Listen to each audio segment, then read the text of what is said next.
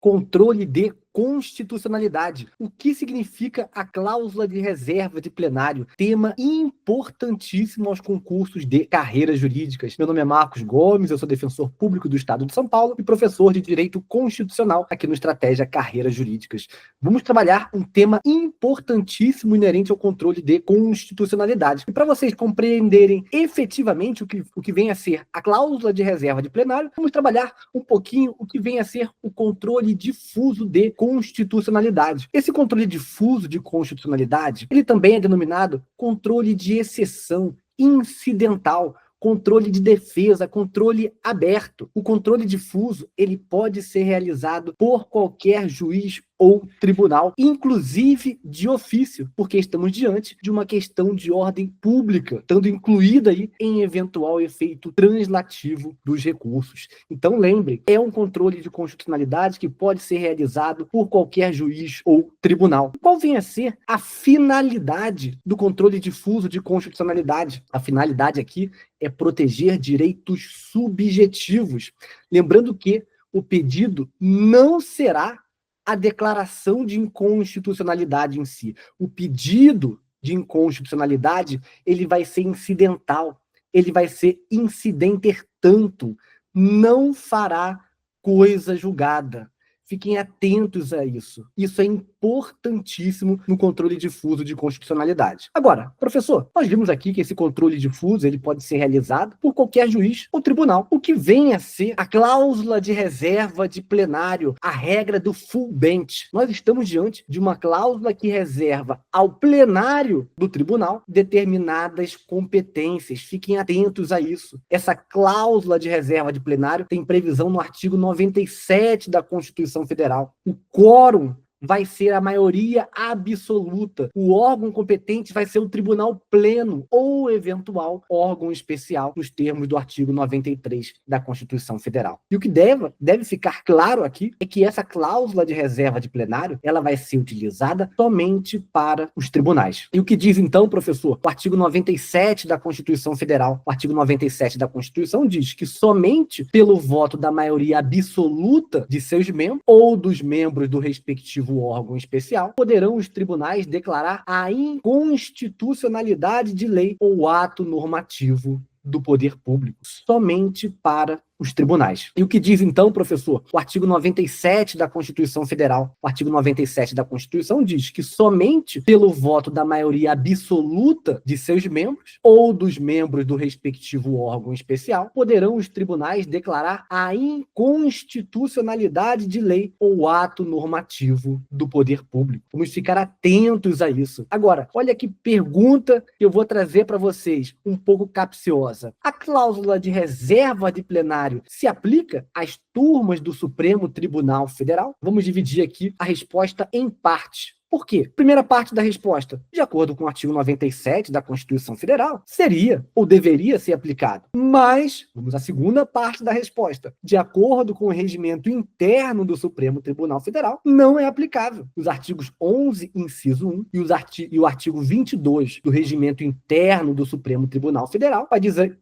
que não é aplicável, mas prevê algumas exceções. E quais seriam essas exceções? Relevante arguição de inconstitucionalidade, proposta de reexame ou da jurisprudência e divergência entre as turmas ou em relação ao plenário. Ou temos ainda uma exceção para prevenir divergência entre as turmas. Então, vamos ficar atentos aí a essa pegadinha. Professor, seria possível eventualmente burlar a cláusula de reserva de plenário? O Supremo Tribunal Federal já se debruçou sobre isso e está atento sobre essa possibilidade de burla da cláusula de reserva de plenário. E é por isso que nós temos a súmula vinculante número 10. Vai dizer, viola a cláusula de reserva de plenário, o artigo 97 da Constituição Federal, a decisão de órgão fracionário de tribunal que, embora não declare expressamente a inconstitucionalidade de lei ou ato normativo do poder público, afasta a sua incidência no todo ou em parte. Então não pode um determinado tribunal falar assim, olha, eu não estou aplicando esse dispositivo aqui da Constituição, eu estou afastando a aplicação, a incidência desse dispositivo. Isso para quê? Para não ter que remeter a questão ao tribunal pleno ou ao órgão especial. E aí, prudentemente, vem a súmula vinculante número 10 e diz, olha, a cláusula de reserva de plenário, ela vai ser violada se o órgão fracionário do tribunal não declarar expressamente a inconstitucionalidade e, eventualmente, afastar a incidência no todo ou em parte de eventual legislação. Vamos ficar atentos a isso. Observações importantes em relação à cláusula de reserva de plenário. Não precisa observar a cláusula de reserva de plenário para declarar a constitucionalidade de lei ou ato normativo. Por quê, professor? Porque existe uma presunção de constitucionalidade das leis. Não precisa observar a cláusula de reserva de plenário para as normas pré-constitucionais. Estaremos aqui em caso de revogação, de não recepção. Também não precisa observar a cláusula de reserva de plenário para casos em que são realizados uma interpretação conforme a Constituição, porque não teríamos aqui uma declaração de inconstitucionalidade propriamente dita. Eu vou demonstrar para vocês procedimento do artigo 948 do Código de Processo Civil. Chega o caso ao relator do processo no tribunal. Esse relator vai ouvir o Ministério Público e vai colocar o caso aí para julgamento na turma ou na Câmara. Se acolhida a questão inerente à declaração de inconstitucionalidade, essa questão vai ser submetida ao plenário do tribunal ou, eventualmente, no órgão especial, onde houver. Se rejeitada a questão da inconstitucionalidade, prosseguirá o julgamento. Observações não submeterão ao plenário quando já houver pronunciamento deste plenário ou do plenário do Supremo Tribunal Federal sobre o tema. Temos também a possibilidade, dentro desse procedimento, de ouvir a pessoa jurídica de direito público responsável pelo ato. Temos também a possibilidade de intervenção da figura do amigo escure, o Ministério Público, e vai colocar o caso aí para julgamento na turma ou na Câmara. Se acolhida a questão inerente à declaração de inconstitucionalidade, essa questão vai ser submetida ao plenário do tribunal ou, eventualmente, no órgão especial, onde houver. Se rejeitada a questão da inconstitucionalidade, prosseguirá o julgamento. Observações não submeterão ao plenário quando já houver pronunciamento deste plenário ou do plenário do Supremo Tribunal Federal sobre o tema. Temos também a possibilidade, dentro desse procedimento, de ouvir a pessoa jurídica de direito público responsável pelo ato. Temos também a possibilidade de intervenção da figura do amigo escure. E aí eu pergunto para vocês, a partir desse procedimento que eu trouxe aqui para vocês, nota-se a existência de 3 acórdãos. Aquele acórdão inicial da turma ou Câmara, outro acórdão do plenário ou do órgão especial, e aí volta novamente para a turma ou para a Câmara. A partir de quando se inicia o prazo para interpor eventual recurso extraordinário? Olha que questão boa para a prova de vocês. E a resposta está na súmula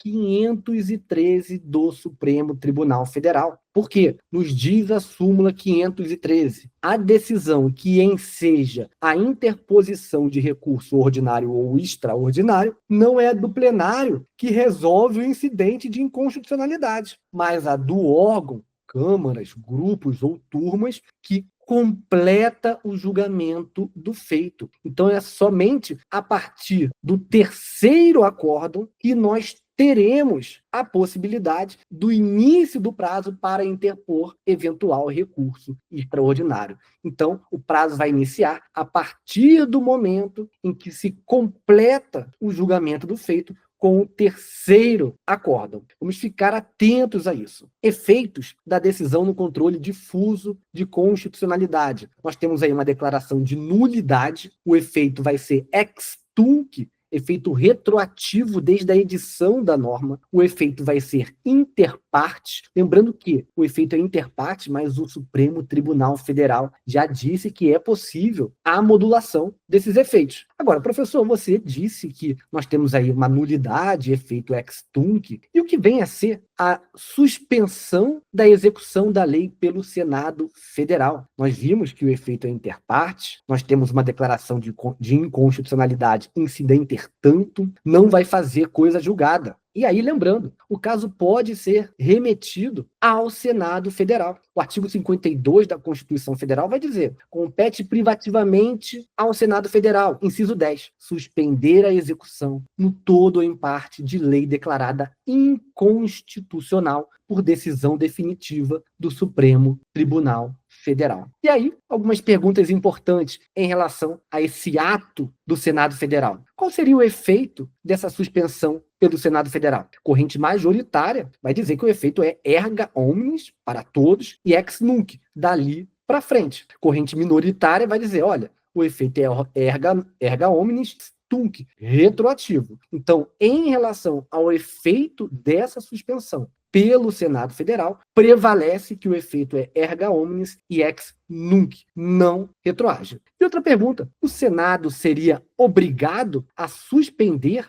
os efeitos? Corrente majoritária, inclusive do Supremo Tribunal Federal. O Senado não é obrigatório, não é obrigado. Temos aí um ato discricionário do Senado Federal. E a corrente minoritária vai dizer que existe sim essa obrigatoriedade. Meus amigos e amigas, o tema envolvendo cláusula de reserva de plenário, ele é importantíssimo, também denominado aí regra do full bench, previsão no artigo 97 da Constituição Federal, reserva ao plenário do tribunal determinadas competências. Temos o quórum aí de maioria absoluta, lembrando que é somente para tribunais, somente para tribunais. Vamos ficar atentos ao artigo 97 da Constituição Federal, vamos ficar atentos ao artigo 948 e seguintes do Código de Processo Civil, que traz aí o procedimento a ser adotado, porque a legislação também é muito importante para vocês compreenderem